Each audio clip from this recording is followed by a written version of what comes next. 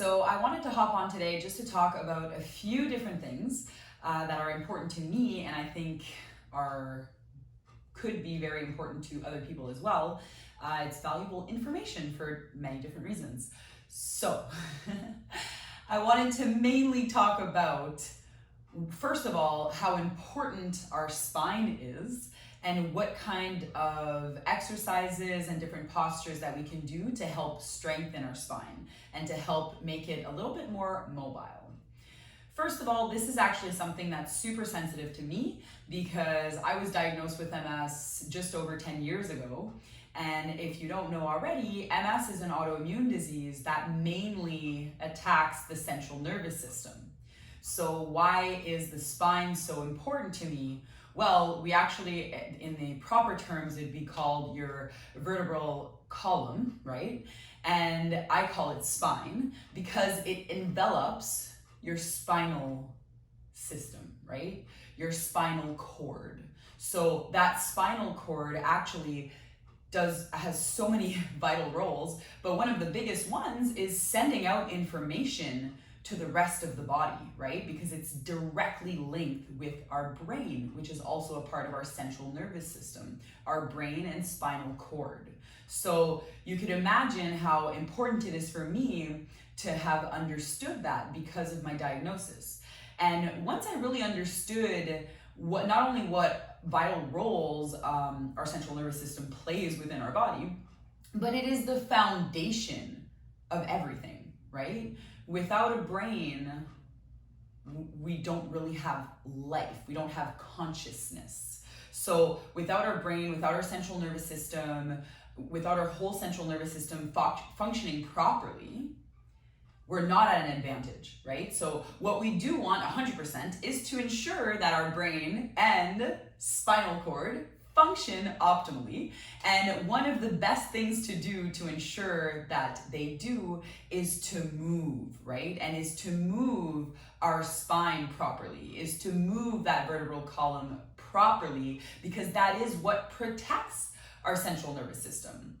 Of course, our skull as well protects our brain, but when it comes to basically the connection, our brain sending signals and messages to our spinal cord that sends out to the rest of the body, right, which is our nervous system. So it's just, plays such vital roles in our body and is so important and is really literally the foundation of everything. So being able to properly move our spine is key. And we all know how important posture is in general, and what determines a good or bad posture is if you're actually following the natural curvatures of your spine. So just to sort of show you here, because I have a whole bunch of different props and things as such, but we have our spine that's literally, I lost the paper as I threw it down, give me a second. I had it with me and I just dropped it. There you go. All right, so you have a lateral view of your vertebral column here.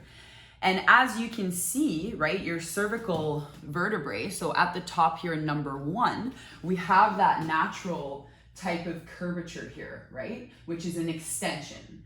And then when we look at our thoracic spine, the whole number 2 here, notice that there's a bit of a flexion, right? So there's a bit of a flexion in that thoracic spine here where it's a little bit more rounded.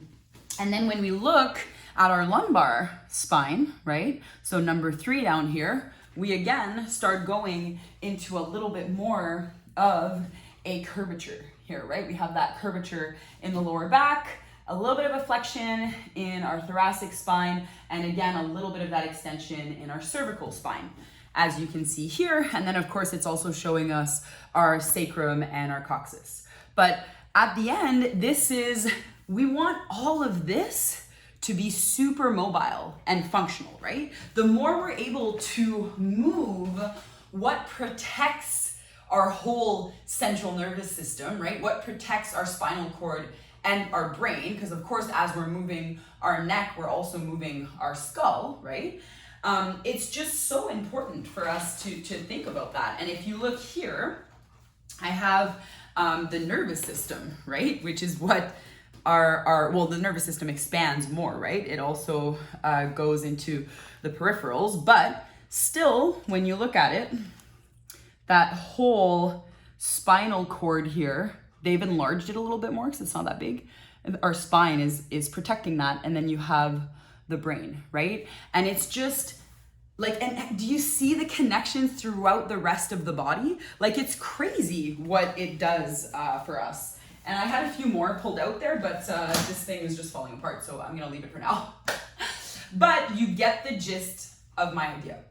What I'm trying to explain is that 100% our central nervous system, right, which is what, or our spinal cord, which is what our spine, our vertebral column protects, it's so important for us to have mobility there.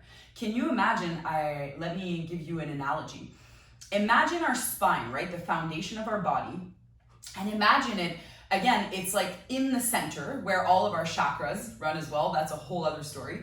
But even then, those chakras, it's important actually to mention them because we want to be able to keep them open, to keep them unblocked. And if we're not even able to move our spine properly, how are we expecting to have our body to function optimally? If we have all these different, places along the spine that are stuck, right? Stuck energy centers, whether it's our chakra, because all the bone is stuck together, like we haven't been mobile enough. It is so unfortunate for us. It is not good for us to not be moving our spine. Like, I put so much emphasis, and I do it with my own clients and the members to my ELB community and membership. Like, it is so important for us to be moving our spine on a daily basis, posturally, and just thinking of the fact that it protects our nervous system, right? The fact that it protects our spinal cord, specifically when we're talking about our vertebral column or our spine, right?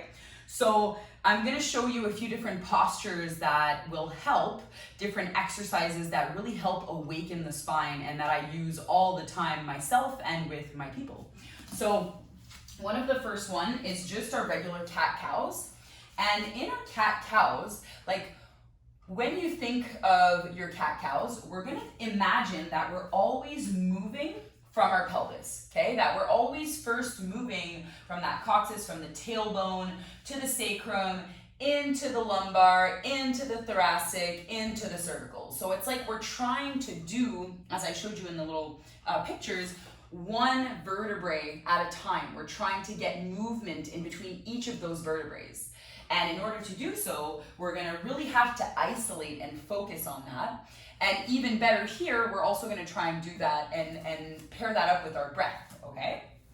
A little bit of pranayama for you. So from here, the knees are right under your hip joints, your wrists, your elbows, your shoulders are in line. First, we have a neutral tabletop, which means that we're not flexing, rounding in our mad cat back, or we're not arching, right, into our cow, into our extension back, okay? We're in a neutral back, straight back. Someone could literally drink a glass of water off my back right now. So now imagine our inhale, we're gonna start tilting the tailbone up as much as we can. We're inhaling, okay? And then one vertebrae at a time. Now I'm going through, I've already been through my lumbar spine, I'm going through thoracic, pushing my shoulder blades down the back, and last comes my chin all the way up as I move my cervical spine, okay? Now from here, I'm gonna keep my chin up. I'm gonna keep everything in an extension, and I'm gonna move from my pelvis. So the pelvis starts, we start tucking that posterior tuck, tilt. We're tucking, and again, one vertebrae at a time. The last thing to tuck is your head, is your chin to your chest. So now you're really rounding your back, you're creating space in between your spine here, in between all of those little vertebrae. You're trying to spread them apart as much as you can. You keep that pelvis tucked, you keep pushing yourself away from the ground, and you tuck your chin in. Now we're gonna go, we're done with our exhale on this position. We start inhaling as we tilt. We're tilting interiorly, we're poking our butt out. We're moving one vertebrae at a time. Our head is still tucked. The last thing to come up is the head and the chin, right? So notice we're really trying to move our spine, connecting as much as possible, one vertebrae at a time. So this was our inhale. Now let's exhale again. Tilt, tilt, tilt, round that back. Last thing to go is your head. You tuck that chin. You feel every single vertebrae. You create space here. And now we're gonna inhale, bring that pelvis out, poke that butt out, push the shoulder blades down, bring that chin up. Feel that nice contraction there. It's like you're contracting everything, right? You're almost trying to bring every single vertebrae into one another, into a contraction. All the muscles around, right? Those skeletal muscles are pulling. Everything's engaging here. And then boom, you tuck that pelvis again. Tuck, tuck, tuck. We round, round, round, round. We're flexing all the way up. It feels super, super, super good. And then one more here. Let's bring that butt out, butt out, butt out. Sticking that butt out, trying to arch. The head is the last one to go. And boom. Perfect. Okay, let's just relax this one for a second. So this is literally your cat-cows, right? And I think very rarely have I gotten the cues of starting from the pelvis and moving one vertebrae at a time. I picked that up in one yoga class once, and it just blew my mind. Like, I had been doing this movement for so long, and never had I been told to start isolating every single vertebrae at a time and to feel kind of like a domino effect, right? As you're like, everything rounds up and then it goes an extension, right? So you're almost kind of playing a game with your own spine, connecting, exploring, being curious, and noticing if you're able to feel every single vertebrae. When I first started doing that, I felt like my spine was moving as a unit, like it was moving as one. Like I was trying to go into extension, and next thing you know, it was like everything would just move together. It was not a domino effect at all, right? Now I feel like I'm able to separate each individual vertebrae, and I'm able to really connect my mind to my body as I'm doing that, and even, reaching new heights by really pairing that breath. Making sure that you're exhaling as you flex and round up high, and you're inhaling as you arch and you create that nice contraction and that nice arch in your back, right? So anyway, awesome, super powerful movement. That's something that you could do at any time of day. And especially if you're someone who sits a lot during the day, that's something you want to be doing, right? And as much as I added importance on our spine moves in multiple ways. Like, what I demonstrated on this one in our cat-cows, I demonstrated an extension and a flexion. So your flexion is when we're rounding, right? So we could even be doing it right now we could do a cat-cow version from a kneeling position. So you could grab onto your knees as you try to round your back, you're tucking your chin in. This is your flexion right here, right? You're creating space in between the vertebrae, you're rounding, rounding, rounding. And that's your flexion. And then imagine you're going up those legs a little bit. And again, it's the same, right? We could isolate and move from the pelvis only. So imagine your chin's in, you're rounding, and then all of a sudden, look, start trying to poke that butt out a little bit. Nice little anterior tilt. Your hands are going up. You arch, arch, arch. You're going into that extension. The last thing to come up is your chin. You reach up. And again, we're not trying to just drop our head back, right? We're actually trying to draw our chin up towards the ceiling as if someone's pulling on our head, not as if we're just like letting go, kind of limp head going back, right? We're actually trying still to create height and stretch here, trying to compress the back almost, but not because we're letting go, right? Because we're actually putting intention. So this is one, that we could do, but I mainly just wanted to show you that for to know the difference between your flexion and your extensions, right?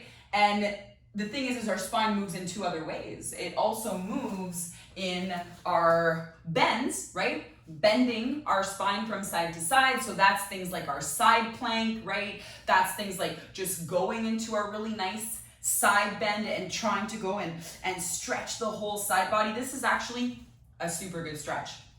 Imagine you're sitting your butt. So imagine you're kneeling, sit your butt onto your left heel, almost like your heel's trying to go up your butt. And then walk your right hand out and bring that left hand over. And if you need to, you could bring that elbow down. Maybe that's good for you as well. And you're trying to just reach for that wall. You're trying to really expand, expand, expand, and feel that. And you even want to open that shoulder up towards the ceiling to get even more. And you're pushing, you're trying to feel that bend in your spine as much as possible, right?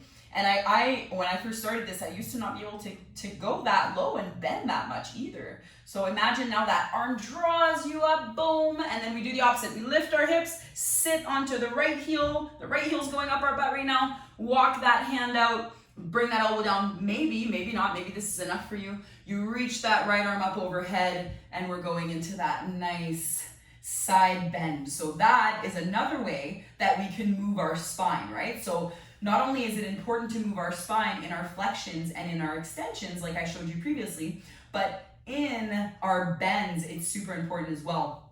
And the other way that our spine moves is in our rotations. So in our twists and our rotations, right? So even just from this position here, I could drive my left arm across my right thigh, reach my right arm back behind me, and look over that shoulder, and notice it's like you're fully in a rotational twist with your spine here. You're trying to gaze over that shoulder. You're trying to gaze as much as you can. That's good for your angles when you're driving.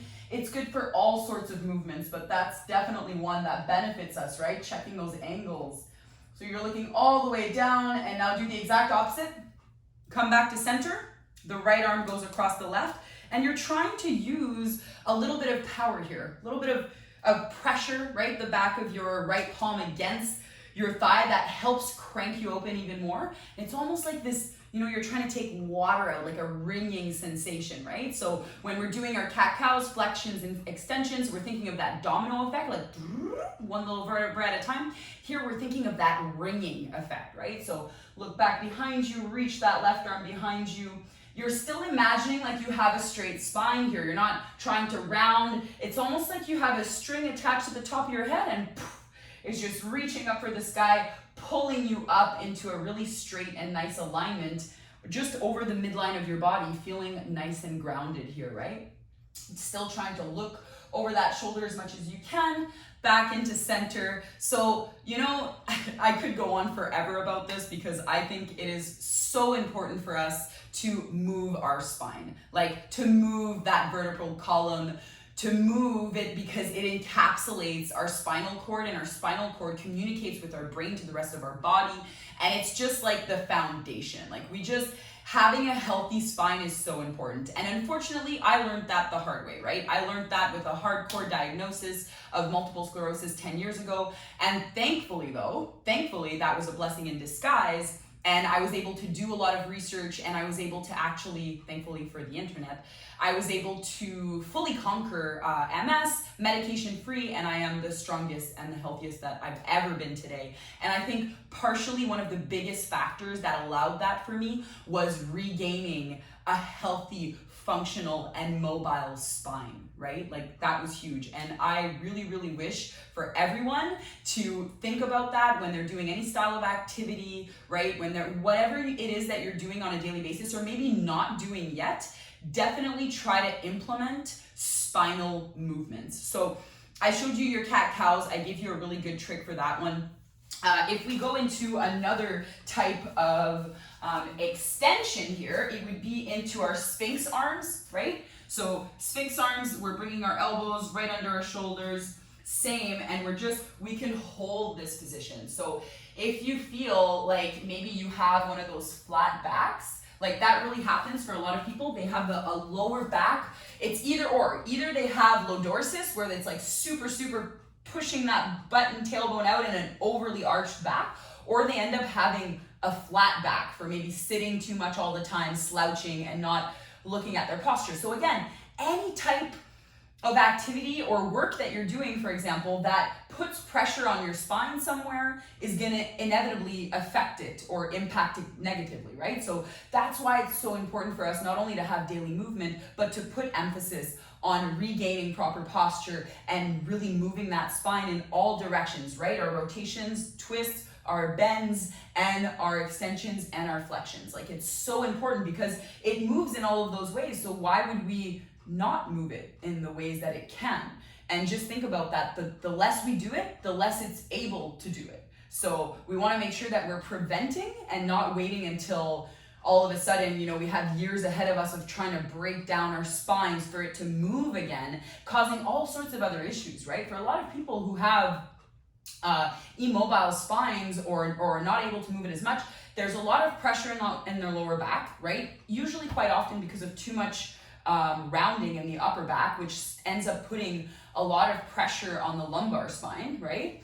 Or same here, too much like looking down, too much of a disalignment here, puts a disalignment here, puts a disalignment here, like it's a whole vicious circle. So for us to really focus on, back exercise, strengthening our spine, like all of these things to improve our posture is so important. I can't stress it enough. But anyway, to come back to what I was talking about, you are in your Sphinx arms and you're trying to push those shoulder blades down the back. And because we have a tendency to flex and round our upper back even more, we're trying to almost break it back the other way, right? We're trying to do the exact opposite. So we push through our elbows away from the ground. We don't have to crank our neck back or to lift our neck up towards the sky, but maybe that feels good for you, right? Never be afraid to explore.